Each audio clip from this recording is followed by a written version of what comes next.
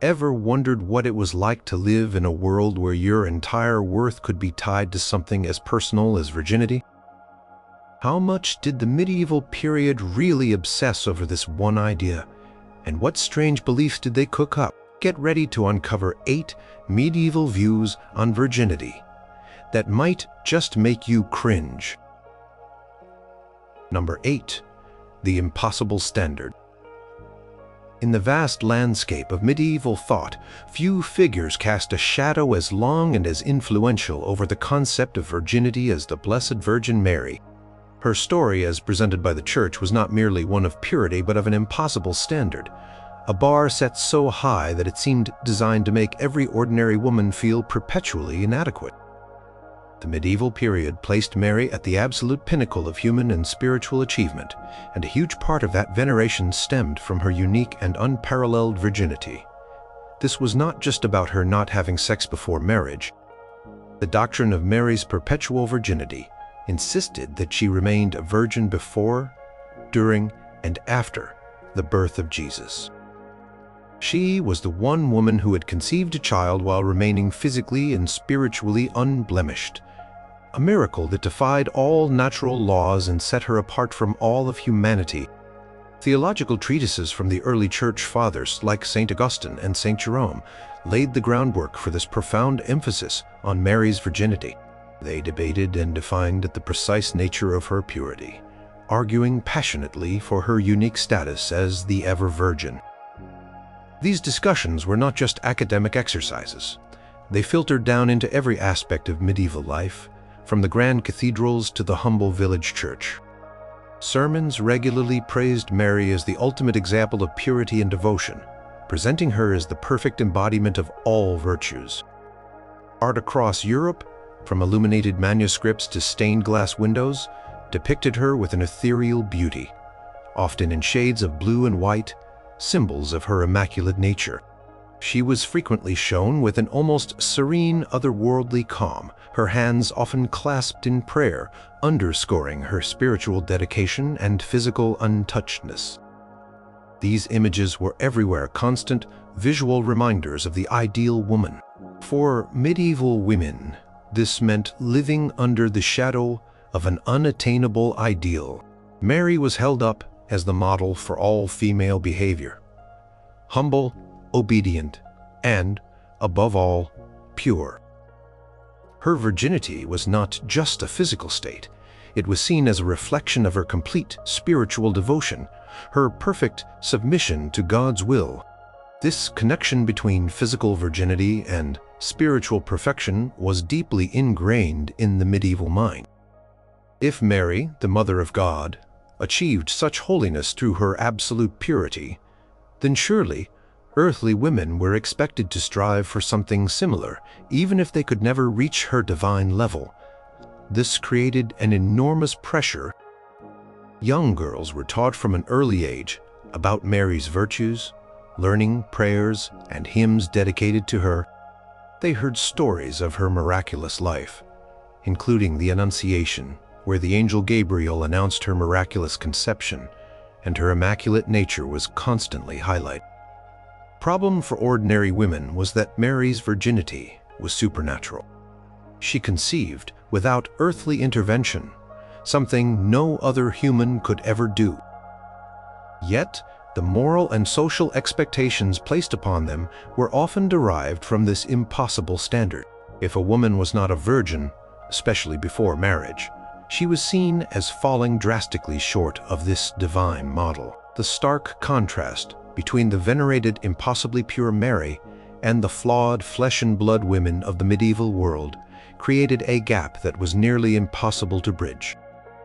Mary was the symbol of divine grace and purity, while ordinary women were constantly reminded of their susceptibility to sin and temptation. Even within marriage, the act of sex, while necessary for procreation and blessed by the Church, was still often viewed as a consequence of the fall, a concession to human weakness. It was a less perfect state than Mary's absolute virginity. Hagiographies, the stories of saints' lives, also contributed to this immense pressure. Many female saints were celebrated for their virginity, often enduring gruesome tortures and even death to preserve their purity. These stories, read aloud in churches and copied into books, reinforce the idea that virginity was a virtue worth dying for, a testament to unwavering faith. Saint Agnes, Saint Lucy, Saint Catherine of Alexandria. These were just a few of the many virgin martyrs whose tales emphasized the sacredness of an untouched body and soul. Their unwavering commitment to purity, even in the face of immense suffering, served as powerful, albeit extreme, examples for ordinary women. The message was clear. Your virginity was not just a personal choice. It was a testament to your faith and a path to spiritual glory. The theological justifications for Mary's perpetual virginity often involved complex arguments about the nature of grace and the unique role she played in salvation history. Scholars like Thomas Aquinas, in his monumental works, meticulously explained why Mary's virginity was essential to her identity as the Mother of God. These profound theological discussions, while seemingly far removed from daily life, permeated the cultural fabric of the time. Priests and monks, educated in these doctrines, then translated them into accessible sermons and moral lessons for the common people. Constant reinforcement of Mary's unique purity meant that, by extension, all other forms of female purity were measured against her and found wanting. The expectation extended beyond just physical virginity to encompass a broader concept of purity, including purity of thought and deed. Women were encouraged to cultivate a modest demeanor, to dress chastely, and to avoid situations that might compromise their reputation. A woman's public image was inextricably linked to her perceived chastity. Any hint of impropriety could be enough to tarnish her name and undermine her social standing. This immense pressure to conform to an ideal, however unattainable, created a world where women's bodies and behaviors were under constant scrutiny. The veneration of Mary, while offering a powerful spiritual figure, inadvertently set a standard that was, for the vast majority of women, completely out of reach. It made the concept of female virginity a pervasive, often burdensome, and ultimately impossible ideal to truly live up to. Number 7. The Virgin King and the Pure Knight. While the medieval focus on female virginity was undeniably intense, the concept of male virginity, though different in its implications, also held significant sway, especially for certain roles and individuals within medieval society. It was not about marriageability or family honor in the same way, but rather about spiritual power, dedication to God, and sometimes even military prowess. For men, virginity was often seen as a conscious choice, a sacrifice for a higher calling, rather than a state to be protected for market value. The most prominent example of valued male virginity was, of course, within the clergy.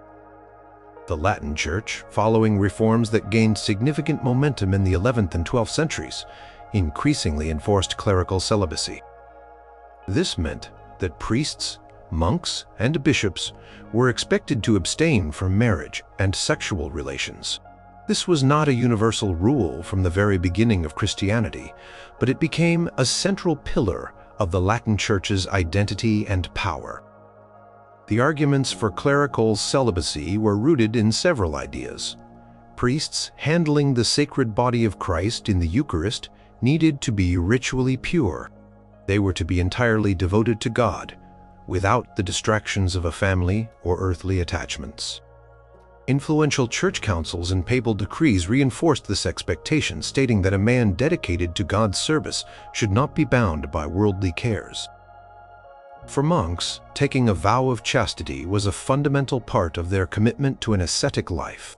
Monastic orders for men like the Benedictines, Cistercians, and later the Franciscans and Dominicans emphasized a life of prayer, poverty, and celibacy. By renouncing carnal desires, monks sought to purify their souls and achieve a closer relationship with God. Their virginity was seen as a sign of their spiritual discipline and a testament to their self-control. They were admired for their spiritual strength, for overcoming the natural human inclination towards physical pleasure. The stories of early desert fathers and ascetics who lived isolated lives of extreme austerity and chastity inspired generations of monks and served as powerful examples of spiritual devotion through renunciation. These narratives were widely circulated and venerated. Beyond the clergy, the concept of male purity could also be found in certain ideals of knighthood. While most knights were expected to marry and produce heirs, some tales and idealized codes of chivalry championed a form of spiritual purity, sometimes bordering on virginity or extreme chastity for a specific purpose. The figure of Sir Galahad in Arthurian legend is the quintessential example. He is presented as the purest knight, so pure that he alone is worthy of achieving the Holy Grail. His virginity is central to his spiritual quest, and his success where other, more worldly knights fail. Galahad's purity is not just about avoiding sex, but about a complete moral and spiritual integrity, unblemished by sin or worldly desires. His virginity is a symbol of his singular focus on the divine and his role as a spiritual hero, setting him apart from his more earthly companions. This idea of a pure knight sometimes extended to crusaders. While not explicitly requiring virginity, the act of undertaking a crusade was often framed as a spiritual endeavor, demanding a certain level of purity and dedication from the warriors.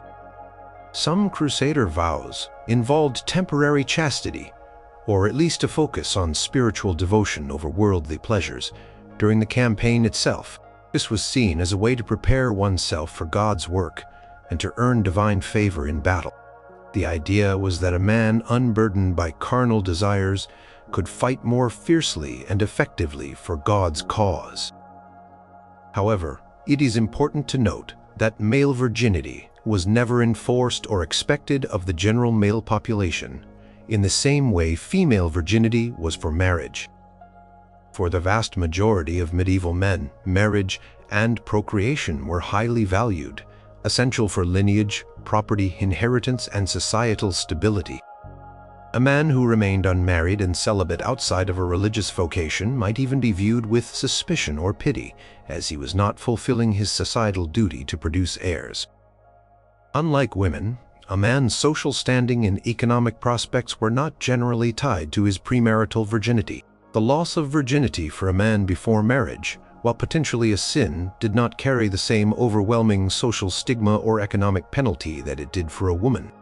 It was a moral failing, perhaps, but not a social catastrophe. Yet, for those men who chose the path of celibacy, particularly within the church, their virginity was highly esteemed. It represented a unique form of spiritual power. A celibate priest or monk was seen as living a life closer to the angels, less tainted by earthly concerns. Their prayers were believed to be more efficacious, their spiritual guidance more profound. This belief gave celibate men a certain authority and prestige within medieval society. Their self-denial was viewed as an act of profound piety, earning them respect and reverence. Even certain kings or influential figures were occasionally depicted with a strong emphasis on their personal chastity, often as a mark of their exceptional piety or wisdom. Edward the Confessor, an English king, for example, was reputed to have maintained a virginal marriage, opting for a spiritual union with his queen. This was seen as a sign of his profound holiness and devotion to God, contributing to his later canonization as a saint. These were exceptional cases, highlighting the voluntary nature of male virginity and its association with extraordinary spiritual merit rather than a universal expectation. In essence, male virginity in the medieval period was a powerful signifier, but it was primarily linked to specific religious or spiritual vocations and aspirational ideals of purity. It was a chosen path, often demanding immense discipline, and for those who embraced it, it brought a distinct kind of reverence and authority. While not a prerequisite for all men, it was a profound declaration of spiritual commitment for those who dedicated their lives to the church or sought the highest forms of moral and heroic excellence. Number 6. A woman's only true asset. In the medieval world, a woman's virginity was not merely a physical state. It was a deeply ingrained social and economic commodity, arguably her most valuable asset. Far from being a private matter, it was a public declaration of her worth, impacting her family's honor, her prospects for marriage, and her entire future. This view meant that a woman's body, particularly her virginity, was under constant scrutiny and served as a crucial bargaining chip in the intricate dance of medieval life. The primary arena where this view played out was marriage. For noble and wealthy families, marriage was not primarily about romantic love, but about strategic alliances, property consolidation, and the continuation of lineage. A daughter's virginity was paramount in these negotiations. Proven virgin commanded a higher bride price or dowry, which reflected the family's honor and the perceived purity of their bloodline. Losing one's virginity before marriage, especially outside of a formal betrothal, could drastically reduce a woman's marriage prospects, or even make her unmarriageable, turning her into damaged goods. This could bring immense shame upon her entire family, jeopardizing their social standing and potentially leading to financial ruin. Legal documents and customary laws from various regions of medieval Europe attest to the importance of a woman's virginity in these matters. For instance, in some areas, if a woman was found not to be a virgin on her wedding night, her family might be forced to return the dowry, or the marriage could even be annulled. This put enormous pressure on families to guard their daughter's virginity fiercely. Daughters were often kept in carefully controlled environments, their interactions with men supervised, and their movements restricted, all to preserve this precious asset. Their chaperones, parents, and even the broader community had a vested interest in ensuring a young woman's purity. Beyond the aristocracy, even in peasant communities, a woman's virginity held social significance. While formal dowries might be smaller or non-existent, a woman's reputation for chastity was still crucial for finding a suitable husband and being accepted within the community. A woman who had lost her virginity outside of marriage might find herself ostracized, her children stigmatized, and her opportunities severely limited. She might be forced into a less desirable marriage, or even left to fend for herself, often a dire prospect in a society with few safety nets. The concept of honor was intricately tied to female virginity. Families' honor was not just about their wealth or power, but also about the perceived moral integrity of their women. A daughter's perceived blemish could tarnish the reputation of her father, brothers, and the wider kin group. This collective responsibility meant that pressure on young women to maintain their virginity came from all sides. Betrothal ceremonies often involved public declarations of the bride's purity, reinforcing the idea that it was a communal concern, not just a personal one. This economic and social value of virginity had profound implications for a woman's autonomy. Her body was often not seen as entirely her own, but rather as a vessel whose purity was crucial for her family's social and economic standing. This meant that parents had significant control over their daughters' marriages, often arranging unions with little regard for the daughter's personal feelings. The ideal was a submissive daughter who accepted her role in perpetuating the family's honor and wealth. Literature from the period, such as popular romances and moral tales, frequently depicted heroines whose trials revolved around the preservation or loss of their virginity, underscoring its central importance to their narrative arc and their eventual happy or tragic ending. The concept was so deeply embedded that there were even medieval medical texts that purported to offer ways to test for virginity, often based on flawed anatomical understandings or folk beliefs. While these methods were unreliable and often invasive, their very existence speaks to the pervasive anxiety surrounding female virginity and the lengths to which society would go to ascertain it. These so-called tests, often based on visual inspection or examination of bodily fluids, demonstrate the desperate need to confirm this vital commodity, even if the means were unscientific and humiliating. The perceived value of virginity also influenced medieval legal systems. Laws regarding rape, for example, often focused less on the victim's bodily autonomy and more on the violation of a man's property or family honor. The damage inflicted was often measured in terms of the loss of the woman's marriageability or the family's diminished reputation rather than the profound trauma experienced by the victim. Penalties might include forced marriage to the assailant or financial compensation to her family, treating her as a commodity rather than an individual with rights over her own body. In short, a woman's virginity in the medieval period was a powerful social currency.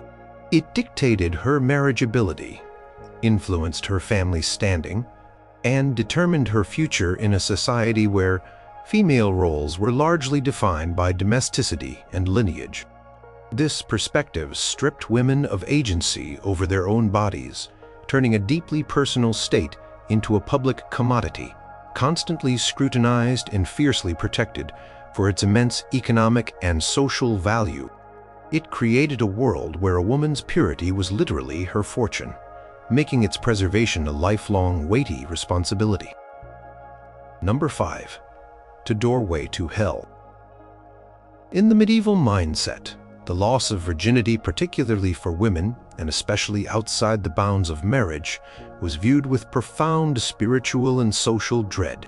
It was not merely a physical act, but a catastrophic event, capable of irrevocably damaging a woman's soul and condemning her to a lifetime of shame, ostracization, and potentially eternal damnation. This belief system turned the concept of virginity into a terrifying moral gatekeeper, with unchastity being portrayed as a direct pathway to both earthly suffering and the fiery pits of hell. The theological foundation for this harsh view was rooted in the Church's condemnation of fornication and adultery as grave sins.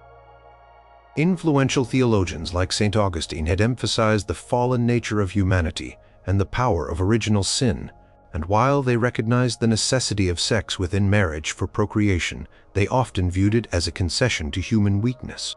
Outside marriage, any sexual activity was a direct violation of God's law, a surrender to the sin of lust, and thus a mortal sin. For a woman, the loss of virginity was seen as the physical manifestation of this spiritual fall, an irreversible stain upon her body and soul. It was believed to corrupt her very essence, turning her from a pure vessel into a tainted one. This spiritual condemnation translated directly into severe social consequences. A woman who lost her virginity before marriage or engaged in extramarital relations was considered fallen or defiled.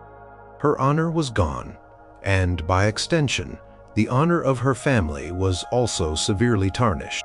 This wasn't a private matter. It was often a public humiliation. She could be publicly shamed, gossiped about, and ostracized by her community. In some regions, customary laws or local ordinances even prescribe public punishments for such offenses, ranging from fines to physical chastisement or being paraded through the streets in shame. Purpose was to make an example of her, to deter others and to reinforce the strict moral code for a woman. The social repercussions were devastating. Her marriage prospects, which were already tied to her virginity as a valuable asset, vanished almost entirely. No respectable family would want to marry their son to a woman whose reputation was ruined, as it would bring disgrace upon their own lineage. She might be forced into a life of poverty, prostitution, or dependence on charity, as her options for a respectable life were severely limited. If she became pregnant, the shame was compounded, and both she and her illegitimate child faced immense stigma. Such children were often denied inheritance rights and faced social discrimination throughout their lives. The medieval world offered very little forgiveness or pathways for redemption for women who had sinned in this way. Sermons played a crucial role in perpetuating this fear. Priests would vividly describe the torments of hell awaiting those who succumb to lust and fornication. They would emphasize the fleeting nature of carnal pleasure versus the eternal agony of damnation. For women, these messages were particularly potent, reinforcing the idea that their physical purity was directly linked to their eternal salvation.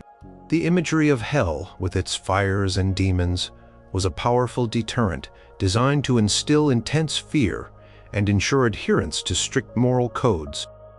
The story of Mary Magdalene, often mistakenly associated with a repentant prostitute, while offering a glimmer of hope through repentance, still emphasized the severe consequences of her previous sinful life before her spiritual transformation. Legal codes also reflected these views, though they often applied different standards to men and women. While men who engaged in premarital sex were also considered sinners, the social and legal consequences were often far less severe for them. A man's reputation was not generally ruined by such acts, nor were his marriage prospects significantly affected. This double standard reinforced the idea that female virginity was paramount, while male chastity was a desirable but not essential virtue. In some cases, legal actions concerning illegitimate children would focus on paternity for financial support, but the mother would still bear the brunt of the social stigma. Pervasive belief that loss of virginity was an irreversible corruption, a permanent stain on the soul, left little room for error or youthful indiscretion. It created a climate of intense anxiety and surveillance around young women. Every action, every interaction was potentially fraught with moral danger. The weight of societal and divine judgment hung heavily over their lives, turning the concept of virginity into a terrifying yet inescapable responsibility. It was a doorway, and for women, stepping through the wrong one meant social death, and they were told eternal damnation. This view effectively served as a powerful tool for social control, ensuring strict adherence to prescribed gender roles and moral conduct, particularly for women. Number 4. The dragon's weakness and the unicorn's lure.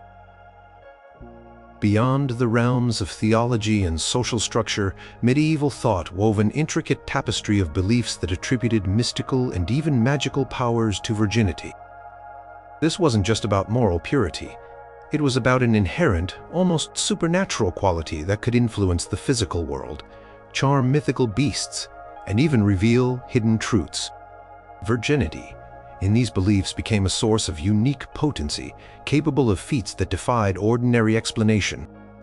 The most famous and enduring example of this magical association is the myth of the unicorn. In medieval lore, the unicorn was a fiercely wild and pure creature, impossible to capture by conventional means. Its horn possessed miraculous healing properties, and it symbolized purity and grace. However, the only way to tame this elusive beast was for a virgin maiden to sit alone in the forest. The unicorn, sensing her purity, would approach her, lay its head in her lap, and fall asleep, allowing hunters to capture it. This widespread myth, depicted in countless tapestries, illuminated manuscripts, and bestiaries, reinforced the idea that virginity held a powerful, almost irresistible charm over the natural world, capable of drawing out the wildest and most pristine creatures. The unicorn's submission was a direct testament to the virgin's unblemished state. This magical quality extended to other areas. There was a belief that virgins possessed a special ability to repel evil, detect falsehood, or even perform minor miracles. Stories circulated of young virgins who, through their purity, could withstand temptations, expose deceit, or protect themselves from harm. This sometimes manifested in trials by ordeal, where it was believed that God would protect the innocent, and a virgin's purity might grant her special favor in such a divine judgment. Though these were often unreliable and dangerous practices, the very idea of a virgin's presence having a purifying or protective effect on a space or a person was deeply ingrained. Many virgin saints, particularly female martyrs, were celebrated for exhibiting extraordinary powers during their persecutions. Saint Agnes, a Roman virgin martyred in the 4th century, was said to have miraculously caused a fire meant to burn her to be extinguished, and her torturers were blinded. Saint Lucy, Another virgin martyr had her eyes gouged out, but was miraculously able to see again. These stories, while hagiographical and meant to inspire faith, reinforced the popular belief that an untouched body consecrated to God could defy natural laws and manifest divine power. Their bodies, even in death, were sometimes believed to hold miraculous properties, leading to veneration of their relics. Purity of their lives was seen as the source of their supernatural strength against tyranny and evil. The idea of virginity as a truth serum or a truth detector also found its way into folklore. Some tales suggested that a virgin's presence could reveal lies or break enchantments. This tied into the broader concept of virginity being associated with innocence and an uncorrupted state, and therefore an inability to be deceived or corrupted by worldly falsehoods. It was a purity that resonated on a cosmic level, a fundamental truth that could not be hidden from it. Furthermore, medieval medical and alchemical texts, influenced by ancient Greek and Arabic thought, sometimes attributed specific properties to the body of a virgin. While often rooted in flawed anatomical understandings, these texts might discuss the closed nature of a virgin's body, linking it metaphorically to an unbroken seal, a vessel that retained its integrity. This idea sometimes extended to the belief that certain remedies or magical concoctions could only be prepared or handled by virgins for them to be effective due to their inherent purity and uncorrupted nature. The very substance of a virgin's body was sometimes thought to be unique, making her suitable for specific ritualistic or healing practices. These beliefs, whether in the form of popular myths, saintly legends, or esoteric medical lore, significantly amplified the status of virginity beyond mere social convention or theological ideal. They imbued it with a tangible, if invisible, power. This added another layer of importance to preserving virginity, not just for moral or social reasons, but for its perceived mystical efficacy. A virgin was not just morally pure, she was inherently powerful, a vessel of unique cosmic energy. This made the state of virginity a source of both admiration and perhaps a touch of awe and fear, especially in a world that often blended the natural with the supernatural. It was a belief that shaped not only how people viewed virginity, but also how they interacted with the world around them, making purity a force that could tame beasts, defy death, and expose deception. Number 3. A heavenly dowry. For many in the medieval period, virginity was not merely a state to be preserved for marriage or for the sake of societal honor. It was viewed as a precious gift, a heavenly dowry to be offered directly to God. This perspective elevated virginity from a worldly concern to a profound spiritual act, particularly for those who chose a life dedicated to the Church, promising a spiritual reward beyond any earthly benefit. This idea shaped the lives of countless nuns, monks, and celibate clergy, offering an alternative and highly esteemed path for those seeking spiritual fulfillment.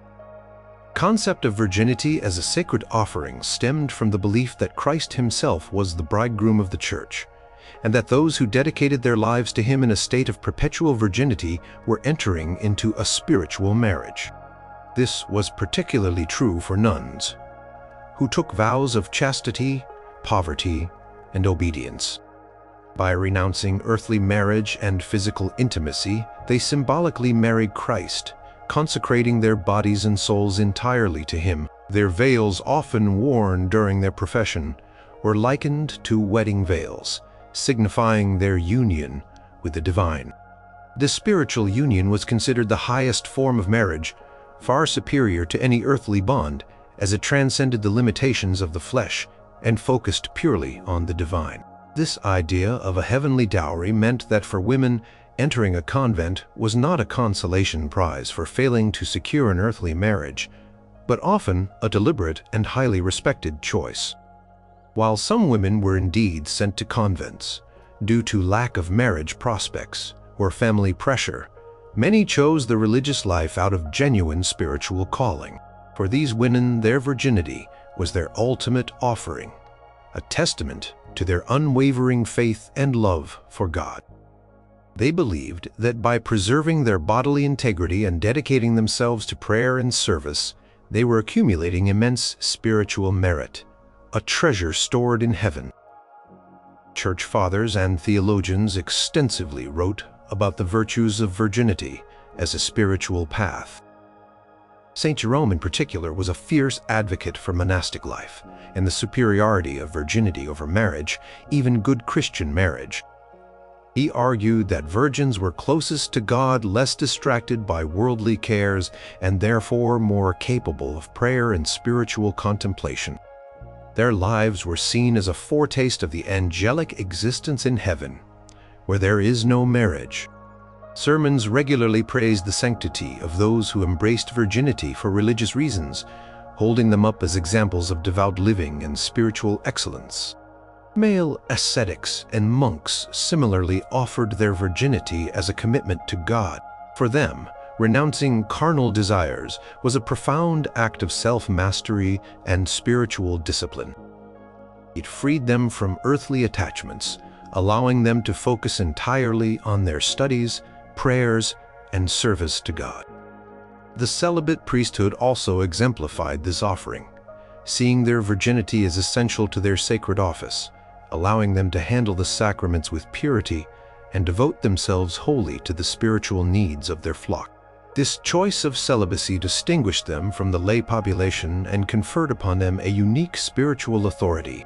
The rewards for this heavenly dowry were believed to be immense.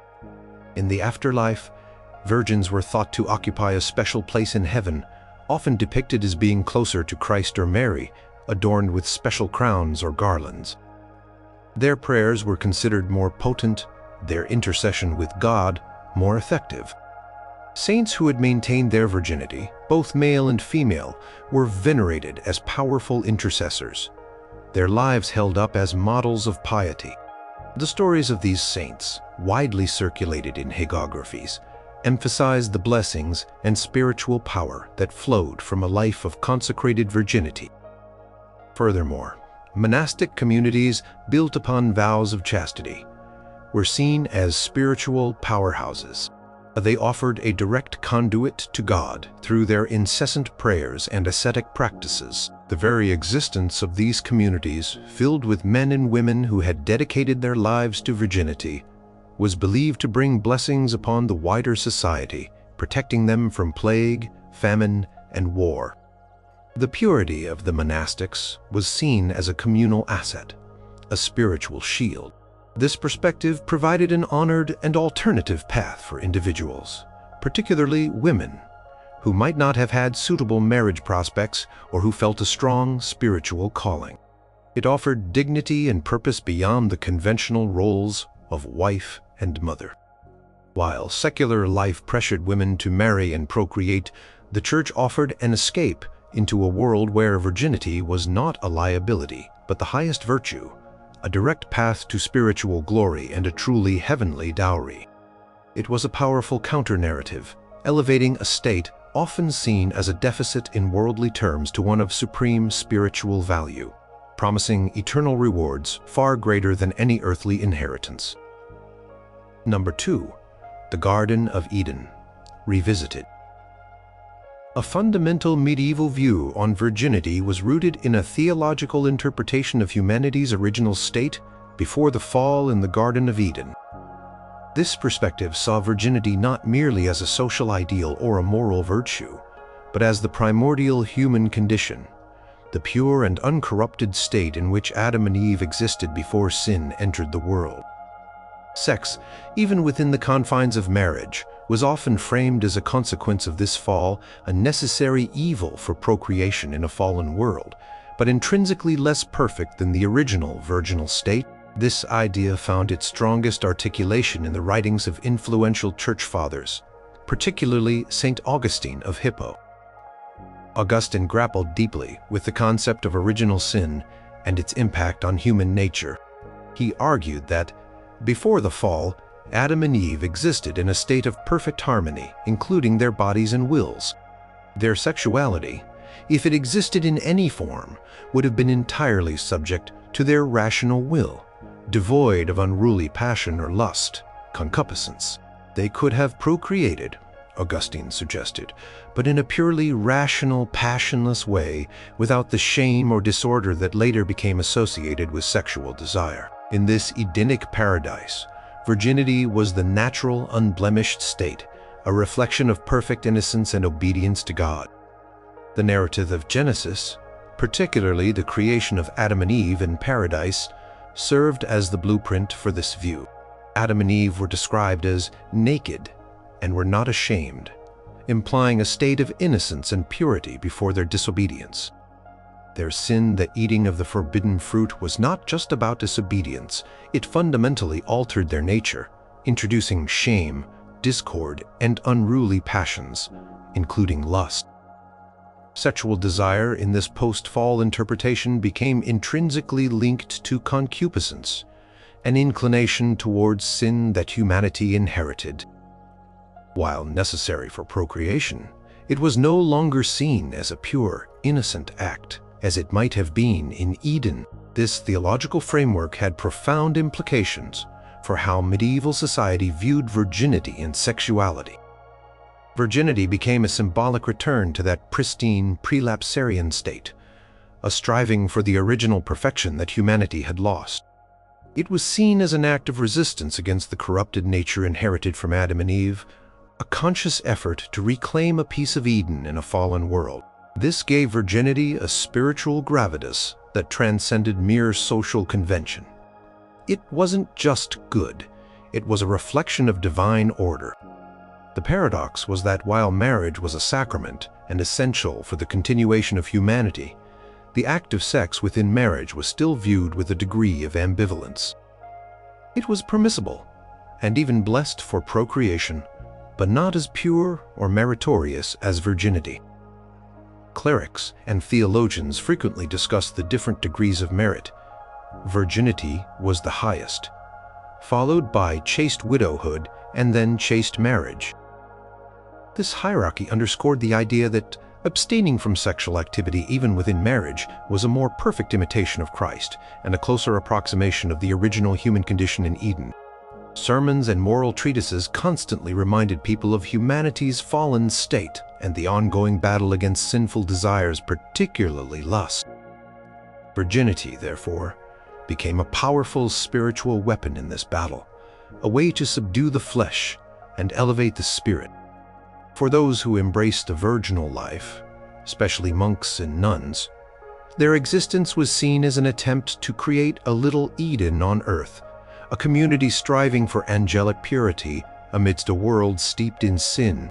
Their self-denial and celibacy were direct efforts to overcome the effects of the fall on human desire and return to a state of spiritual wholeness. This perspective also influenced the perception of the body. The virginal body was considered whole or intact, mirroring the unblemished integrity of humanity before sin.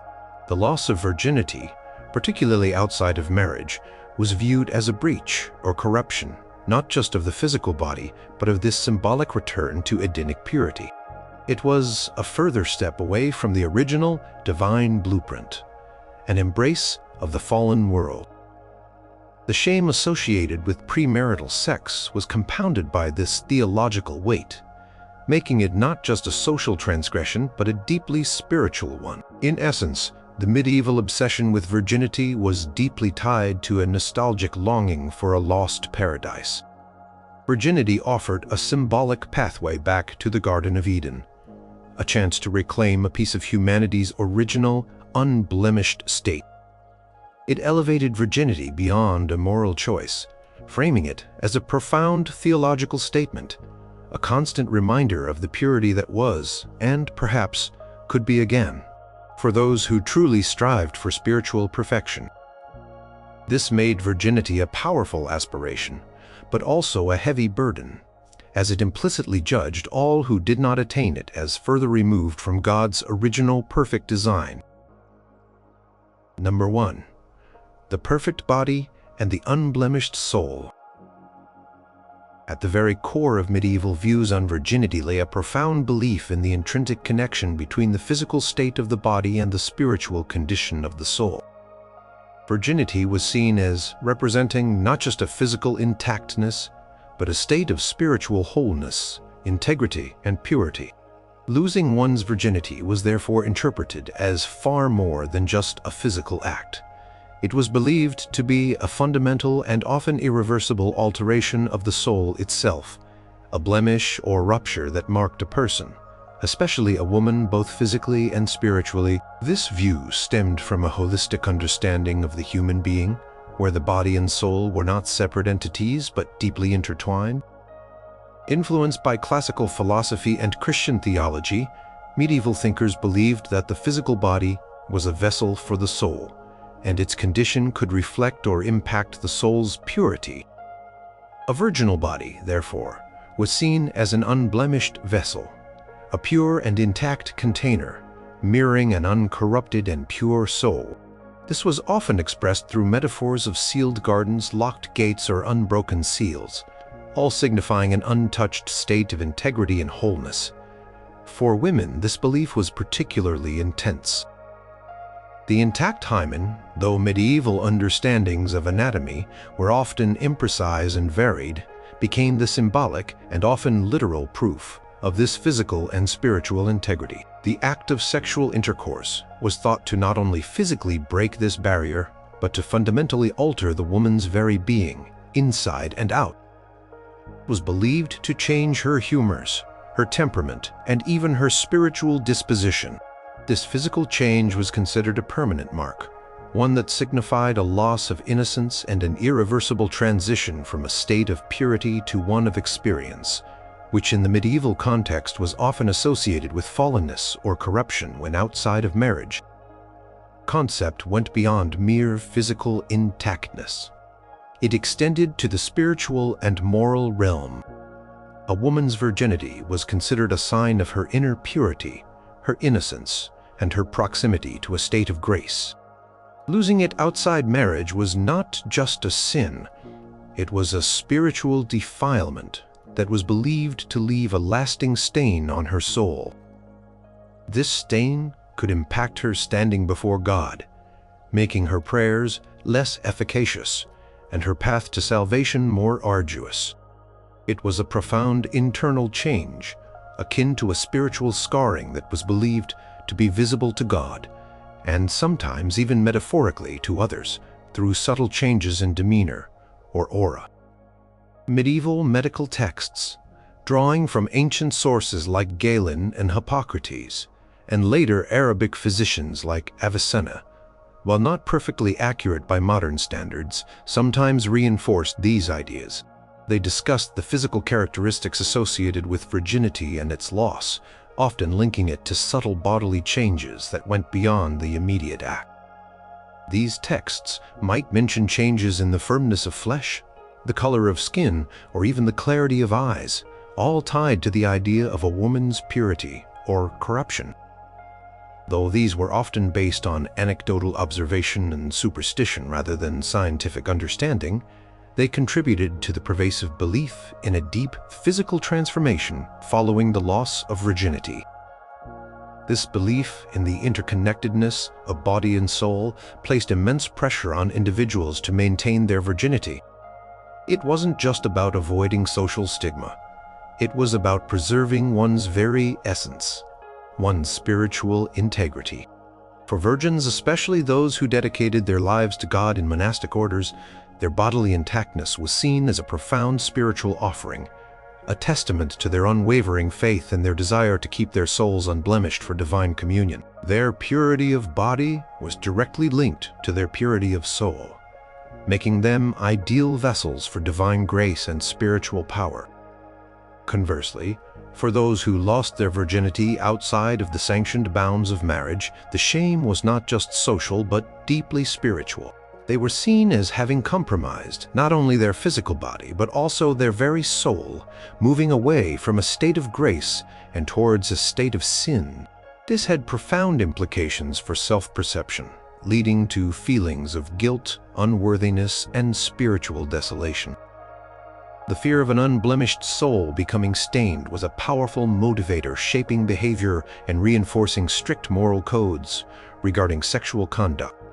In essence, the medieval view of virginity as mirroring an unblemished soul created a powerful framework for understanding human purity and sin. It imbued the physical state of virginity with immense spiritual weight, turning it into a symbol of integrity, innocence, and divine favor. Losing it, therefore, was not merely a physical act, but a profound and often irrecoverable spiritual fall, leaving a lasting mark on the very core of one's being. This idea served as a constant reminder of the precarious balance between the body and soul and the eternal consequences of earthly actions.